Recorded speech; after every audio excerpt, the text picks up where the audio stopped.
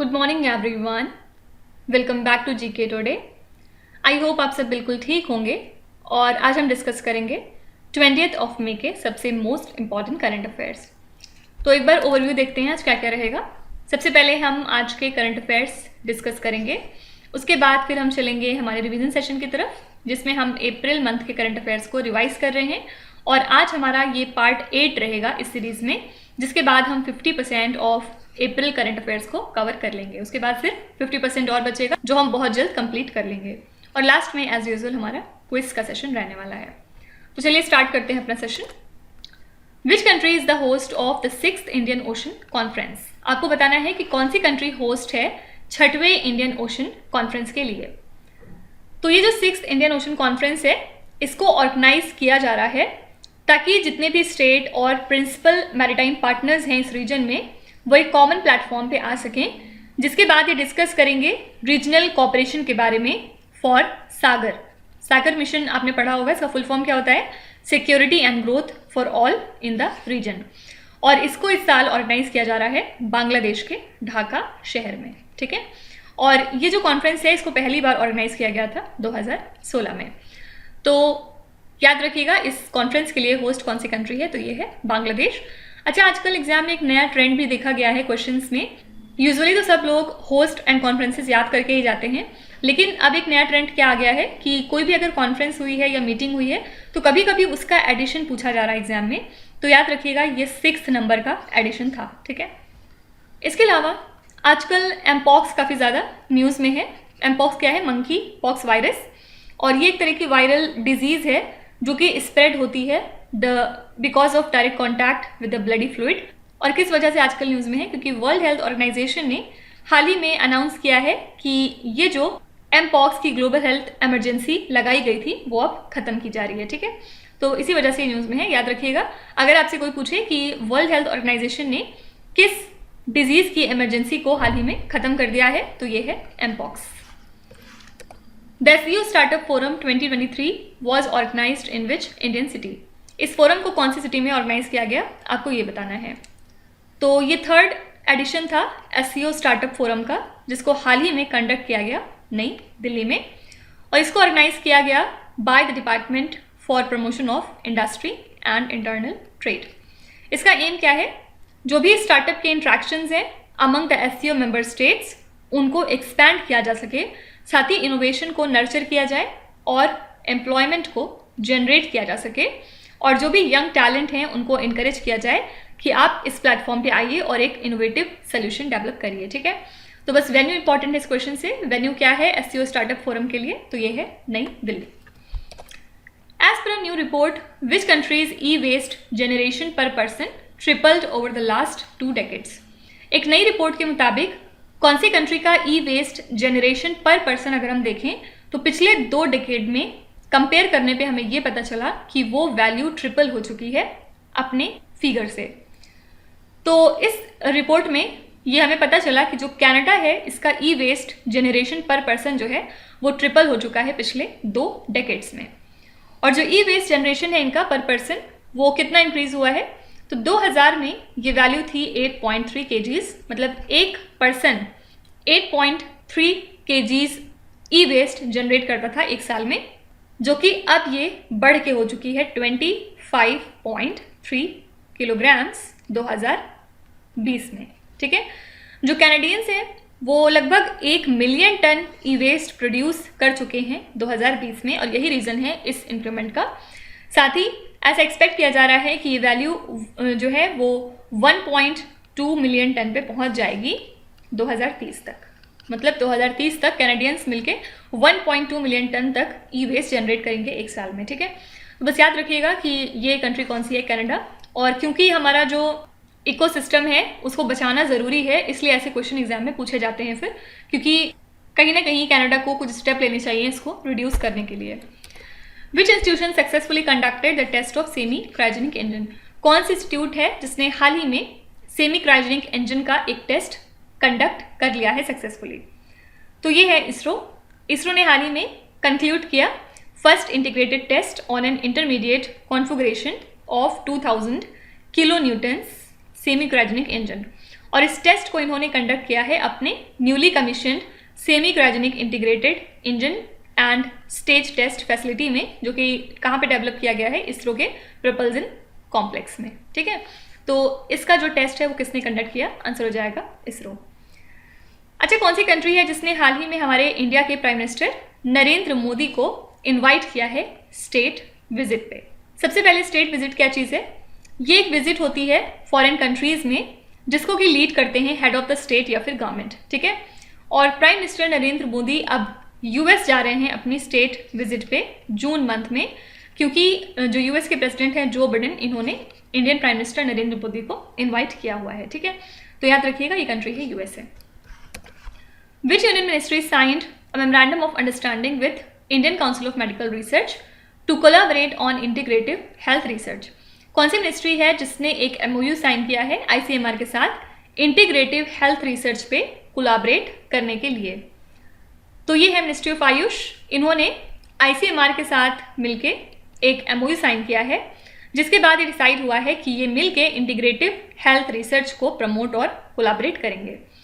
तो इस एमओयू के मुताबिक फोकस किया जाएगा आइडेंटिफाइड एरियाज में जो कि हेल्थ केयर के पर्पज से इंपॉर्टेंट हैं। ठीक है, तो याद रखिएगा इस पर्पज के लिए आईसीएमआर ने ये एमओयू साइन किया है मिनिस्ट्री ऑफ आयुष के साथ। इसके अलावा आपको बताना है कि आईसीएम का एक्सपेंशन क्या है, मतलब आईसीएम जो एक्रोनिम है इसका फुल फॉर्म क्या है। तो मिनिस्ट्री ऑफ पावर और ministry of environment, forest and climate change ने मिल के प्लान किया है कि वो कार्बन क्रेडिट ट्रेडिंग स्कीम को डेवलप करेंगे ताकि जो इंडियन इकोनॉमी है उसको डीकार्बोनाइज किया जा सके। और हाल ही में गवर्नमेंट ने ऑर्गेनाइज किया stake holder consultation on accredited carbon verifiers under this Indian carbon market. कहाँ पे? नई दिल्ली में। ठीक है, तो इसी वजह से आईसीएम न्यूज़ में था। फुल फॉर्म अगर कोई आपसे पूछे तो इसका फुल फॉर्म है Indian carbon Market. As per the Global Oil Infrastructure Tracker, what is the rank of India in the pipelines under construction category? तो ग्लोबल ऑयल इंफ्रास्ट्रक्चर ट्रैकर के मुताबिक इंडिया की रैंक क्या है, किस टर्म में? ऐसी पाइपलाइंस जो अंडर कंस्ट्रक्शन कैटेगरी में हैं उनके टर्म्स में।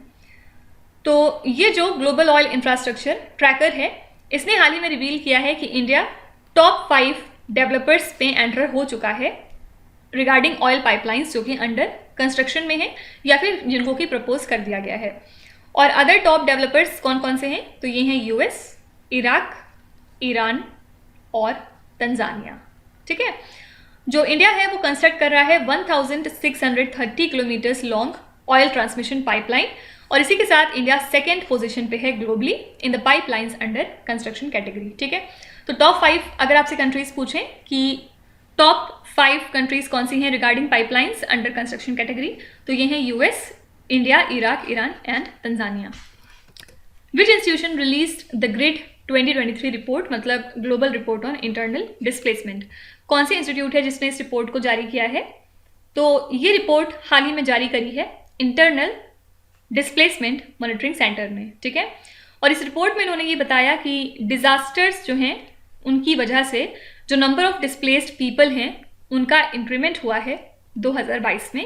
कितने परसेंट से? 40% से। और लगभग 32.6 मिलियन लोग ऐसे हैं जो कि 2022 में डिस्प्लेस हुए हैं जस्ट बिकॉज ऑफ डिजास्टर्स। ठीक है, तो रिपोर्ट के अंदर क्या है ये नहीं पूछा जाएगा आपसे, बस याद रखिएगा कि ग्रिड का फुल फॉर्म क्या है? Global report on internal displacement, और ये किस इंस्टीट्यूट ने जारी करी है? तो आंसर हो जाएगा Internal Displacement Monitoring Centre. Which naval ship has recently completed 70 years of its service to the Indian Navy? कौन सी नेवल शिप है जिसने हाल ही में 70 साल कंप्लीट कर लिए हैं अपनी सर्विस के इंडियन नेवी के लिए? तो ये है आईएनएस गरुड़ा। इसने अपने 70 साल कंप्लीट कर लिए हैं और इसका जो प्रीमियर नेवल स्टेशन था वो कमीशन किया गया 1953 में, और ये होम है हमारे फर्स्ट एम्फीबियस एयरक्राफ्ट का भी जिसका नाम है द सी लैंडर्स। ठीक है, जो आईएनएस गरुड़ा है इसको अब ग्रो किया गया है into a full fledged air base जिसमें कि ऑपरेट किए जाएंगे some of the finest air assets of Indian Navy. और याद रखिएगा आईएनएस गरुड़ा को हम क्रेडल ऑफ नेवल एविएशन के नाम से भी जानते हैं। तो क्योंकि आईएनएस गरुड़ा न्यूज़ में है तो आपसे पूछ सकते हैं कि किस नेवल शिप को क्रेडल ऑफ नेवल एविएशन कहा जाता है, तो ये है आईएनएस गरुड़ा। अच्छा, आपको कमेंट से बताना है कि कुछ दिनों पहले कौन सी इंडियन नेवी शिप है जिसने कि 36 ईयर्स ऑफ सर्विस देने के बाद अपनी ड्यूटी पूरी कर ली है और इसको अब फाइनली डीकमीशन कर दिया गया है। तो सब लोग अपने जवाब कमेंट्स में मेंशन करेंगे। इसके अलावा आपको ये भी बताना है कि प्रेसिडेंट्स कलर अवार्ड 2023 किस पर्टिकुलर शिप को दिया गया है। Which space agency launch the Meteosat 12 weather satellite. ये सैटेलाइट किसने लॉन्च किया? तो ये एक newly launched European weather satellite है जिसको कि लॉन्च किया था यूरोपियन स्पेस एजेंसी ने, और जो पहली इमेजेस हैं इसकी उनको कैप्चर किया इस सैटेलाइट ने हाल ही में और उनको अब रिलीज कर दिया गया है। तो इस स्पेसक्राफ्ट को लॉन्च किया गया है दिसंबर मंथ में और इसको इक्वेटर से 36,000 किलोमीटर्स ऊपर एक स्टेशनरी पोजीशन पे प्लेस किया गया है। ठीक है, मतलब ये मूव नहीं करता, स्टेशनरी रहता है वहाँ पे। और इसका काम क्या है, जो भी रीजन्स हैं यूरोप के और मिडल ईस्ट के और अफ्रीका के, उन पे लगातार नज़र अपनी बनाए रखना। ठीक है, तो याद रखिएगा ये जो मीटियोसैट 12 है ये एक तरह का वेदर सैटेलाइट है और किस एजेंसी ने लॉन्च किया है? तो यूरोपियन स्पेस एजेंसी ने। Which country has recently approved the Isaac River coal mine project. ये प्रोजेक्ट किस कंट्री का है? तो ऑस्ट्रेलियन गवर्नमेंट ने हाल ही में अप्रूव किया है इस पर्टिकुलर प्रोजेक्ट को, और इस कोल माइन प्रोजेक्ट को बनवाया जाएगा मोरन बाह में, जो कि एक जगह है ऑस्ट्रेलिया कंट्री में। तो बस याद रखिएगा Isaac River coal mine project किस कंट्री का है? तो आंसर है Australia. Which country is set to host the mining startup summit. इस समिट को कौन होस्ट करेगा? तो सबसे पहले याद रखिएगा ये पहला एडिशन है इस समिट का, पहली बार इसको स्टार्ट किया जा रहा है और इसको ऑर्गेनाइज कर रही है इंडियन गवर्नमेंट। तो किस लिए हम इसको ऑर्गेनाइज कर रहे हैं? ताकि जो स्टार्टअप्स का पार्टिसिपेशन है उसको हम इनकरेज कर सकें मिनरल और माइनिंग सेक्टर में। साथ ही इस समिट को कंडक्ट किया जाएगा by collaborating with IIT Bombay, ताकि जो स्टार्टअप्स की एंट्री है माइनिंग सेक्टर में उसको इनकरेज किया जा सके। ठीक है, तो बस याद रखिएगा कि माइनिंग स्टार्टअप समिट का ये पहला एडिशन है और कौन सी कंट्रीज के लिए होस्ट है? तो आंसर है इंडिया। लास्ट क्वेश्चन है, Sittwe port which was recently inaugurated lies in which country. Sittwe port कौन सी कंट्री में लाई करता है, आपको ये बताना है। तो हमारे minister for ports, shipping and waterways mister Sarbananda Sonowal और म्यांमार के डिप्यूटी प्राइम मिनिस्टर ने हाल ही में इनॉग्रेट किया सितवे पोर्ट को म्यांमार कंट्री में, और इसी के साथ इसने पहला इंडियन कार्गो शिप भी रिसीव कर लिया है। तो सितवे पोर्ट को डेवलप किया गया as a part of Kaladan multi modal transit transport project, जिसको कि फंड किया गवर्नमेंट ऑफ इंडिया ने, और इस पोर्ट के थ्रू एक अल्टरनेटिव कनेक्टिविटी प्रोवाइड की जाएगी बिटवीन मिजोरम एंड हल्दिया। हल्दिया कहाँ है? वेस्ट बंगाल में। या फिर कोई भी इंडिया की पोर्ट हो उसको कनेक्ट किया जाएगा through the Kaladan river in Myanmar. ठीक है, तो बस याद रखिएगा सितवे पोर्ट जिसको कि हाल ही में इनॉग्रेट किया गया, ये कौन सी कंट्री में लाई करती है? तो आंसर है म्यांमार। तो ये थे हमारे आज के सभी इंपॉर्टेंट करंट अफेयर्स, और अब हम चलते हैं हमारे रिवीजन सेशन की तरफ, जिसमें हम अप्रैल मंथ के करंट अफेयर्स को फिलहाल रिवाइज कर रहे हैं। और जैसा कि मैंने आपको बताया ये आज 8th पार्ट रहेगा इस सीरीज में, जिसमें हम क्वेश्चन नंबर 106 से लेकर क्वेश्चन नंबर 120 तक डिस्कस करने वाले हैं। फर्स्ट क्वेश्चन है, which city is the host of the 3rd regional symposium on greening the judiciaries. तो जो 3rd रीजनल सिंपोजियम है on greening the judiciaries in Africa, इसको ऑर्गेनाइज किया अफ्रीका जुडिशियल एजुकेशन नेटवर्क ने। कहाँ पे? आंसर हो जाएगा नाइरोबी में। ठीक है, which country has developed the Meraj 532 suicide drone. ये ड्रोन डेवलप किया है ईरान ने, और ये अपने टारगेट को डिस्ट्रॉय कर सकता है within a range of 450 kilometres, और ये एक तरह का अनमैन्ड एरियल व्हीकल है। What is the rate of interest payable in General Provident Fund for the month of April to June 2023 quarter. तो गवर्नमेंट ने इंटरेस्ट रेट पेएबल को retain किया है ऑन सेविंग्स इन GPF कितने percent पे? At 7.1% for April to June 2023 quarter. Union External affairs minister S Jaishankar launch Tulsi Ghat restoration project in which country. तो इस project को लॉन्च किया है हमारे external affairs minister S Jaishankar ने during his visit to Uganda. ठीक है, और याद रखिएगा युगांडा जो कंट्री है वो चेयर कर रही है नॉन अलाइंड मूवमेंट को on behalf of Africa for the period from 2022 to 2025। As per the WHO which country reported its death from H3N8 bird flu. तो चाइना ने अपनी पहली डेथ रिपोर्ट की है फ्रॉम दिस बर्ड फ्लू, और although ये जो फ्लू है ये ह्यूमंस में बहुत रेयर पाया जाता है, लेकिन अच्छी बात क्या है कि ये जो स्ट्रेन है ये लोगों के बीच स्प्रेड नहीं हो रहा है। ठीक है, which space agency has release the image of crab nebula? Answer हो जाएगा नासा। तो क्रैब नेबुला सबसे पहले क्या चीज़ है? ये एक तरह का सुपरनोवा रेमनेंट है, और या फिर आप पल्सर विंड नेबुला कह सकते हैं, जो कि पाया गया है टॉरस कॉन्स्टलेशन में। ठीक है, मतलब ये जो टॉरस कॉन्स्टलेशन है ये लोकेटेड है 6500 लाइट ईयर्स फ्रॉम अर्थ, और हाल ही में इसकी इमेज को कैप्चर किया गया using imaging X-ray polarimetry spacecraft, जिसको कि रिलीज किया था नासा ने। Jyotirao Govindrao Phule was a social activist from which state of India? ये एक सोशल एक्टिविस्ट और एक ऑथर हैं फ्रॉम महाराष्ट्र स्टेट, और ये जाने जाते हैं अपने इंपॉर्टेंट काम के लिए, like eradication of untouchability, caste system को इरेडिकेट करने के लिए इन्होंने बहुत सारा काम किया था। ऐसी ही और सारी चीज़ें हैं, और इनकी बर्थ एनिवर्सरी को हम ऑब्जर्व करते हैं 11 अप्रैल को हर साल। इन्होंने एक सोशल रिफॉर्म सोसाइटी भी डेवलप की थी जिसका नाम है सत्यशोधक समाज, जिसका मिशन क्या था? जो भी अंडर प्रिविलेज्ड ग्रुप्स हैं उनके एजुकेशन और सोशल राइट्स के बारे में काम करना, जिसमें कि स्पेशल फोकस किया गया है वुमेन के ऊपर। Amolops Siju is a new species of frog discovered in which state of India? ये एक नई स्पेशीज है फ्रॉग की, और हाल ही में ये हमें मिली है गारो हिल्स से, मेघालय स्टेट के। कई बार आपसे सिर्फ यही पूछ लेंगे कि एमोलोप सीजू किस चीज़ की एक नई स्पेशीज है, तो याद रखिएगा ये फ्रॉग की स्पेशीज है। Government communication headquarters is associated with which country? ये जो गवर्नमेंट कम्युनिकेशन हेडक्वार्टर्स है ये एक इंटेलिजेंस और सिक्योरिटी ऑर्गेनाइजेशन है यूनाइटेड किंगडम का, जिसका काम है सिग्नल इंटेलिजेंस प्रोवाइड करना और इंफॉर्मेशन एश्योरेंस देना to the government and armed forces of UK. ठीक है, किस वजह से ये न्यूज़ में था? क्योंकि एने कीस्ट बटलर हाल ही में नई डायरेक्टर बन चुकी हैं इस बॉडी की, और इसी के साथ ये पहली वुमेन है यूके की जो लीड करेंगी इस बॉडी को। ठीक है, what is the name of India's first semi high speed regional rail services which is being implemented in NCR? तो इंडिया का पहला semi high speed regional rail service जिसका नाम है rapid x by the national capital region transport corporation, मतलब NCRTC, इसको हाल ही में run कराया गया on the regional rapid transit system corridors, जो कि कनेक्ट करेगा की अर्बन नोड्स को नेशनल कैपिटल रीजन में। ठीक है, याद रखिएगा ये जो प्रोजेक्ट है ये इंप्लीमेंट कर रहा है एनसीआरटीसी, जो कि एक जॉइंट वेंचर कंपनी है यूनियन गवर्नमेंट का और किन किन स्टेट का? Delhi, Haryana, Rajasthan and Uttar Pradesh. Exercise Balikatan is a defence exercise between which two countries? तो यूएसए और फिलीपींस ने हाल ही में लॉन्च किया है अपना सबसे बड़ा कॉम्बैट एक्सरसाइज जिसका नाम है बालिकटन, और इस एक्सरसाइज को लॉन्च किया गया वाटर्स में in across South China Sea and Taiwan Strait. The government of Maharashtra announced to celebrate which Indian personality's birthday as स्वतंत्र वीर गौरव दिन? तो ये हैं विनायक दामोदर सावरकर, और गवर्नमेंट ऑफ महाराष्ट्र ने डिसाइड किया है कि वो इनकी बर्थ एनिवर्सरी जो कि 28 मई को हर साल होती है उसको सेलिब्रेट करेंगे एज स्वतंत्र वीर गौरव दिन, और इस साल इनकी ये 140th बर्थ एनिवर्सरी थी। Good Friday Agreement signed in 1998 was aim to end violence in which country? ये जो एग्रीमेंट है ये रिलेटेड है नॉर्दर्न आयरलैंड से। Which state has decided to implement state millet mission scheme?